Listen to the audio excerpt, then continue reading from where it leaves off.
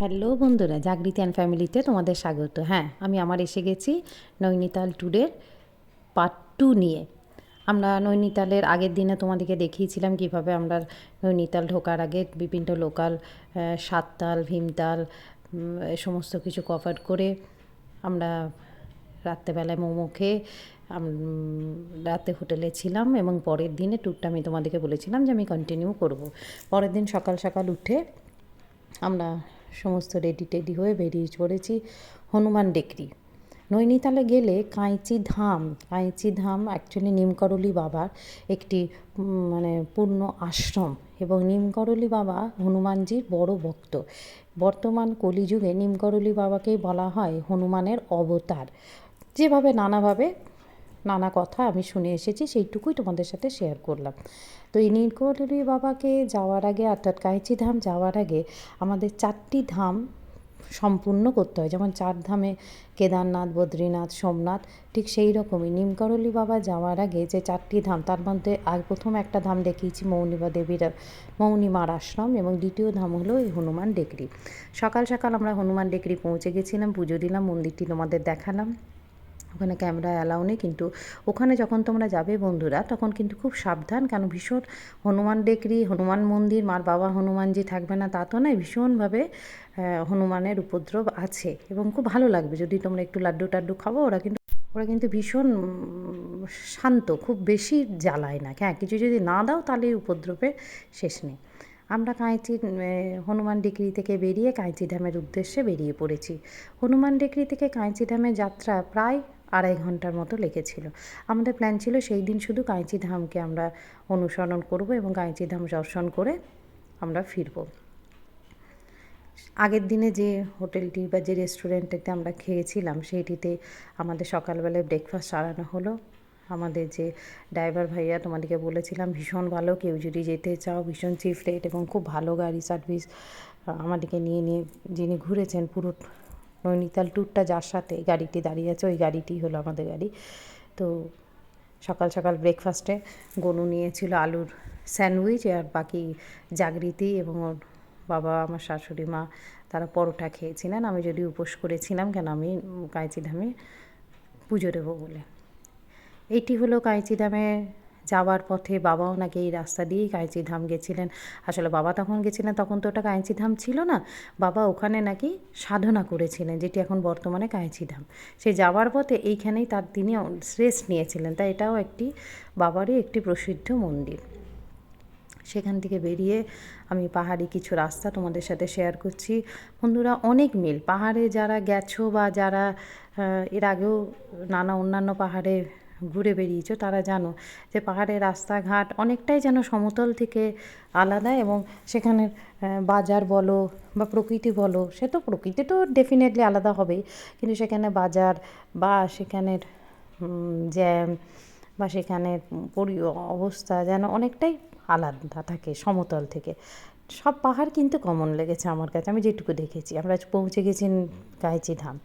কাঁইচি ধামে যদি যাও বন্ধুরা, আমি অবশ্যই বলবো তোমাদেরকে একটা ছোট্ট টিপস দেবো, বাড়ি থেকে কিচ্ছু বানিয়ে নিয়ে যাবে। বাবার মন্দিরে কিছু অ্যালাউ করে না, কিন্তু বাড়ি থেকে যদি তুমি কিছু বানিয়ে নিয়ে যাও তবে মন্দির কর্তৃপক্ষ সেটি অ্যালাউ করে। এই ধরো কিছু মিষ্টি, আমি যেমন গজা বানিয়ে নিয়ে গেছিলাম বাবার জন্য, যদিও মন্দির কিচ্ছু নেবে না এবং কোনো পুজো সিস্টেম নেই। এটি হলো মন্দিরের মেন গেট এবং এটি একদম পাহাড়ে মেইন রাস্তার উপর কিন্তু কাঁইচি ধাম মন্দির। এখান থেকে একটু নিচের দিকে নেমে বাবা নাকি এখানে বসবাস করতেন এবং হনুমানজির আরাধনা করেছিলেন, এবং পরবর্তীকালে এই যেখানে বাবা বসবাস করতেন এবং হনুমানজির আরাধনা করেছিলেন সেইটি কাঁইচি ধাম বলা হয়। এটিকে কাঁইচি ধাম বলার উদ্দেশ্য একটাই, যে দুটো নদীর ঠিক মাঝখানে, মানে নদী দুটি একটি নদী হতে পারে, তা দুভাগে এমনভাবে, মানে যে সমতল যে পাহাড়ের অংশটি সেইটি নদীর মাঝখান দিয়ে এমনভাবে এসেছে দেখে মনে হবে কাঁইচির মতো। ওই সমতল অংশটি দেখে মনে হয় যেন কাঁইচির মতো দেখতে, তাই জায়গাটির নাম দেওয়া হয়েছিল কাঁইচি ধাম। এবং বাবার শিষ্যরা বাবাকে বলেছিলাম, বাবা এই অদূর ফাঁকা জায়গায় কোথাও কোনো মানুষ কি ভবিষ্যতে আসবে? বাবা বলেছিল এখানে পিঁপড়ের মতো লোক আসবে, এবং বাস্তবে তাই হয়েছে। এখন কাঁইচি ধামে বড় বড় সেলিব্রিটি নেতারা সবাই আসে, তারা কাঁইচি ধামে এসে বাবার দর্শন করে যান। এবং কাঞ্চিধামের একটি বিশেষত্ব আছে, এখানে বাবার একটি শ্বেত পাথরের সুন্দর মার্বেলের মূর্তি এবং হনুমান মূর্তি, মাতাদির মূর্তি, রাধাকৃষ্ণের মূর্তি আছে। যথারীতি লাইন তো অনেক ছিল, তবুও আমরা লাইনকে খুব একটা ভিড় ছিল না, আমরা 10টার মধ্যে ভিড় পৌঁছেছিলাম এবং ভিড় খুব একটা হয়নি, কিন্তু তার মাঝখানে আমাদের দর্শন খুব ভালো হয়ে গেছিলো। তো আমাদের সন্ধ্যে হয়ে গেছিলো কাঞ্চিধাম থেকে ফিরতে ফিরতে। ওখানে খাওয়া দাওয়ার নানা ব্যবস্থা ছিল, ছোট্ট মন্দির, নানা সুন্দর মানে খাওয়া দাওয়া সব কিছু ছেড়ে বাবার ওখানে ছোলা প্রসাদ দেওয়া হয়, সেই প্রসাদ খেয়ে। এবং বন্ধুরা, তোমরা অবশ্যই যদি কাঞ্চিধাম যাও তাহলে আমি তোমাদেরকে বলবো একই প্রসেসে লাইন করে বাবার মন্দির জাস্ট বাবাকে দেখানো হয়, এবং ওখানে গেলে একটি কম্বল নিও। যদিও 700-800 অনেক দামেরই কম্বল পাওয়া যায়, তবে যদি ন্যূনতম তুমি 150-200 কম্বল নাও, ওই কম্বলটি শুধু ওরা পুজো করে এবং পুজো করে তোমার হাতে দিয়ে দেবে, তুমি সেই কম্বল এনে বাড়িতে রাখবে। কথিত আছে যে যদি বাড়ি থেকে অসুস্থ হয় বা কেউ যদি কোনো শুভ কাজে যাচ্ছে, তাহলে সেই কম্বল মাথায় দিয়ে গেলে তার সমস্ত রোগ সেরে যায় বা তার যাত্রা শুভ হয়। পরের দিন সকাল সকাল আমরা নৈনিতাল থেকে বেরিয়ে যাচ্ছি। আমাদের আজকের গন্তব্য হবে মুক্তেশ্বর। আমার পরের এপিসোডে আমি তোমাদেরকে নৈনিতাল থেকে বেরিয়ে মুক্তেশ্বর থেকে রানীক্ষেত, আলমোড়া, আমি সমস্ত একটির পর একটি এপিসোড করব। এবং তোমরা আমার চ্যানেলটিকে অবশ্যই সাবস্ক্রাইব করো, লাইক করো। আমার সমস্ত নৈনিতাল ট্যুর তোমাদেরকে আমি আস্তে আস্তে তোমাদের সাথে আমি শেয়ার করব। তোমাদের সাপোর্ট পেলে আমি আমার এর পরের ঘুরতে যাওয়ার সমস্ত ভিডিও আস্তে আস্তে আমি শেয়ার করতে পারবো।